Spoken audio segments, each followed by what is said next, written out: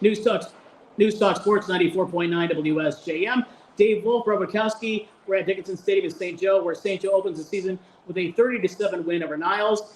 And it's not exactly payback from last year, but it sure feels good for St. Joe to get that win in McCollum. They did, and the first quarter did not start out great. St. Joe, I think, had 3 yards, and I looked at your stats there, and it was a muff punt that really allowed Niles their only touchdown. Had to waste 2 timeouts on not having enough people on the field for different sets, and I thought, oh boy. But St. Joe, I'll tell you what, that offensive line, they just beat the crud out of people. Sorry.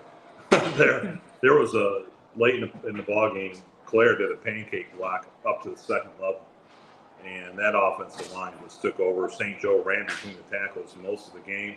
I thought Chapman did a great job running the ball tonight, along with Halstead. I'll tell you the guy who I'm impressed with on the offensive side in his game and how he's changing the players crossing. He can wing that ball. Last year, if our quarterbacks could get 30 yards, we were happy, which then allowed the defense really to cheat up, right? Yeah. Chapman can throw the ball off his back foot 35 to 40 without any problem. Now it's just kind of a timing issue between them and the wideouts, and they have to catch some of the passes. But, I think on the offensive side, St. Joe quarters 2, 3, and 4 really came to play. I think when we've talked off air about how St. Joe has started the season, specifically the last 2-3 years. The game against Traverse City Central 2 years ago up in Big Rapids, the game last year at Niles, and it looked that way early, like St. Joe was going to start that way in the first quarter, but they switched it on right when they had to, and I think it kind of happened at the end, near the end of that first quarter, when St. Joe forced a fumble by Niles inside the 5-yard line. Yep. Niles could have gone up 14-0 at that point, but St. Joe instead, they hold, they get the ball away, and they're able to outscore Niles the rest of the way, 30-0. Yeah, you're right. They did that, and Niles can play. Yeah, I think there's no doubt. They'll have a very good season. They came in ranked, I think, 4th in Division 4 in the preseason poll. I think what St. Joe was able to do from the offensive line point is they wore down the defensive line of Niles, because Niles had a lot of guys that go both ways. And St. Joe doesn't. Right. St. Joe's offense just plays offense. St. Joe's defense just plays defense. Well, and on the defensive side, other than the first quarter, but 2, 3, and 4, I have not seen a St. Joe team fly like that on defense since L.A. Uselak's second season here when St. Joe lost in the semifinals to East Grand Rapids. This defense flies. Matter of fact, there's a couple plays they over-pursued. They got too quick in the backfield, and Niles is quick enough they took advantage of it. But I thought St. Joe's D-line, night and day from last year. Lang comes from that. He comes 10, 12 yards off the line of scrimmage. He's in the backfield 10 times when they're handing the ball off. And the linebackers, they moved Johnson to the linebacker. They put Schmidt from offense to defense. You had Cotty out there. Vu came out of the gate on fire on that defensive line. But, to win in high school football, you got to be able to run the ball, which means you got to have a line and running backs. You got to throw enough, and you got to have good defense. I think another thing is the St. Joe only had 8 yards passing tonight. Well, that was just crossing. I don't say overthrow his receivers, but his receivers couldn't run that fast. He had a great arm. But when you have a team that outgains Niles on the ground, 254 to 132, that says something. I agree with you. And I think for St. Joe, it was a statement game. You've been in the locker room. They have a countdown clock. That clock started at 364 days, right? Mm-hmm. About 320 days probably. And it's been on their mind to come out here. There's certain games what I would call statement games. Nothing against some of the other opponents. They're important. You got to win them, etc. But this was a statement game. Niles, and you got to credit Coach Shaw and the athletic director Matt Raleigh have done, I think, a phenomenal job rebuilding their sports down there. Yeah. You and I, Dave, I've been around Niles for 40 years. You're probably close to that, 30, 35. People have always said if Niles could get the guys, the athletes in the hallways to play, they could compete. And they did that last year. And Shaw is no stranger to success. He won a state title at Three Rivers. And, Niles, this is the biggest Niles crowd I've seen since the 70s. Yeah. It was almost full on their side. That visiting stand at Dickinson Stadium is only full once every 2 years. Exactly. And that's Lakeshore. And Niles brought the second biggest crowd I think we've seen here, other than Lakeshore in the last decade. And so Niles will be strong. You know, I think it's a program definitely going in the right direction. Their offensive line guys are so much bigger than they used to be. I think they just got gas tonight. And, yeah. You know, St. Joe. When you look back at what they scored or not scored over the last year, they outscored the opponents by a tremendous amount in the second half, and that comes down to what you touched on, Dave. Players are not having to go both ways. There's a few. Cicarella's going to go both ways. With his speed, he can't help it. But, you know, Cicarella having that opening kickoff to start the second half, running it back 57 yards to get inside the 30. You know, those are big plays. And, I mean, those are momentum plays. Exactly. So, and not only is it a good momentum, but it gives St. Joe a short field to work with. And when you score quick like that, start the half, that takes a lot out of the opposing team. You're right. It does. And when it's hot, you're like, oh, how much longer? You're on the road. Oh, how much longer? It points to how much the mind is in the sports. You know, we talk about the body and all the execution, but the mind plays into that too. And those points that you just brought up are very important on the mind side of sports. Now we don't want to dwell on injuries, but St. Joe did lose their kicker, Rusty Clare, in probably the middle of the third quarter. So they were forced to go for 2 on their 2 touchdowns in the second half.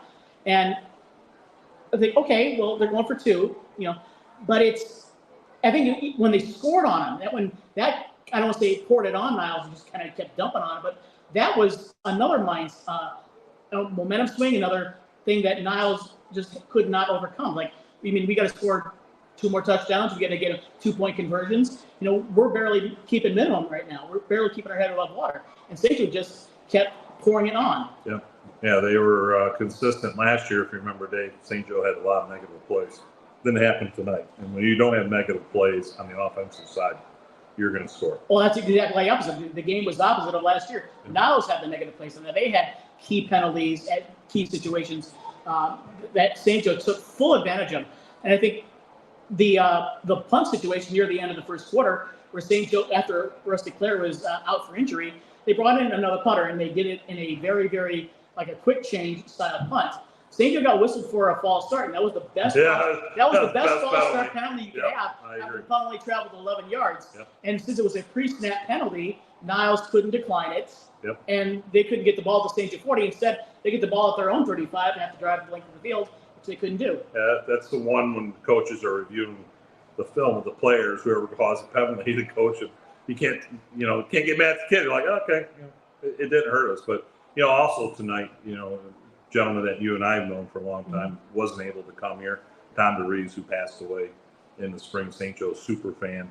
Man, he sold 50-50 tickets, for 40, 50 years. Tom passed away of cancer. So, life goes quick. You should enjoy every moment. It's still a game. And I wish Tom, he could be here, but obviously he's not.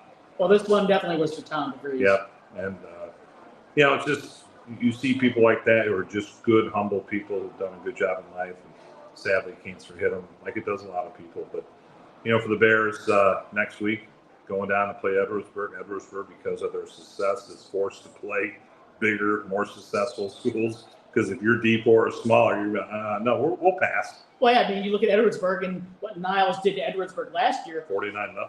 Edwardsburg is definitely taking notice of what St. Joe, and really the rest of the Wolverine Conference is noticing what St. Joe did to Niles tonight. Oh, you're right. They're going to watch this film a lot and say, hey, can we do that? But then I think they're going to say, ooh, look at that offensive line. No, we can't quite do that. Yeah. But can we tape 2 guys together? I mean, there you go. It's like, okay, I'm the Wolverine Conference lineman, and Bret's the St. Joe. That's about the way it is. That's about how it was tonight with St. Joe. Oh, you got to remember, St. Joe's got up to 5 offensive linemen.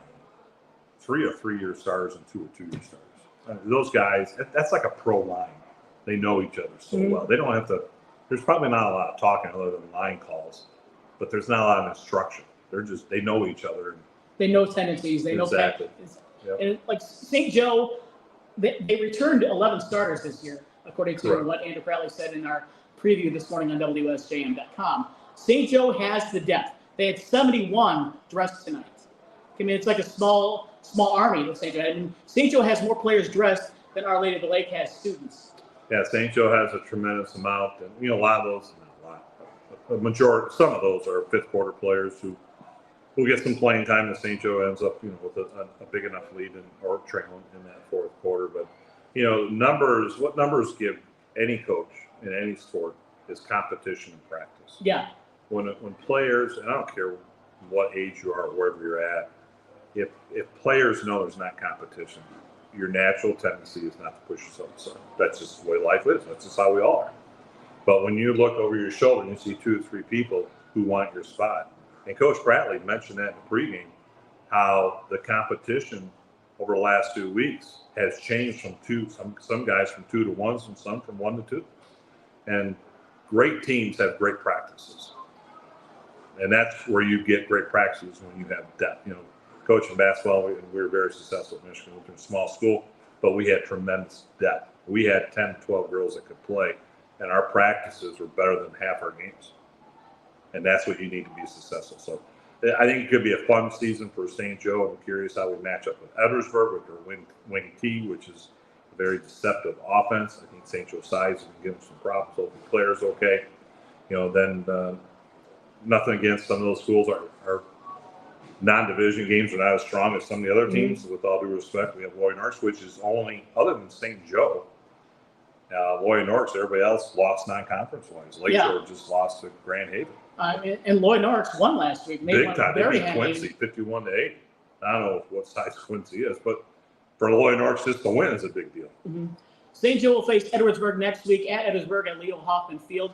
WSJM will be on the air at 5:30. You guys take the air? 6:30. 6:30. We're here early, but not that early. Okay, well, fine. I'm still on Atlantic time or whatever that is. But St. Joe and Edwardsburg next week at Edwardsburg. WSJM will be on the air at 6:35. Kickoffs at 7 o'clock from Edwardsburg.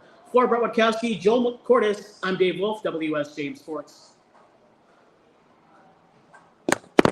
How about Lakeshore losing Grand Haven 28